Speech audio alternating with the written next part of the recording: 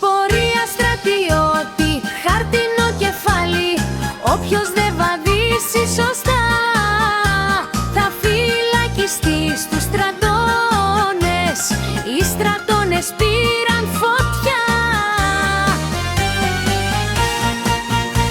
Ο Άγιος Φραγκίσκος έδωσε το σύνθημα βοήθεια, βοήθεια, βοήθεια, η εθνική σημαία.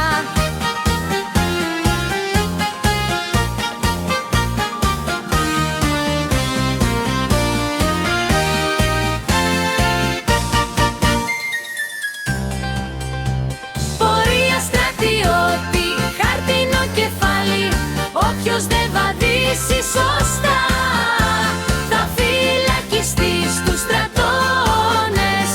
Οι στρατώνες πήραν φωτιά. Ο Άγιος Φραγκίσκος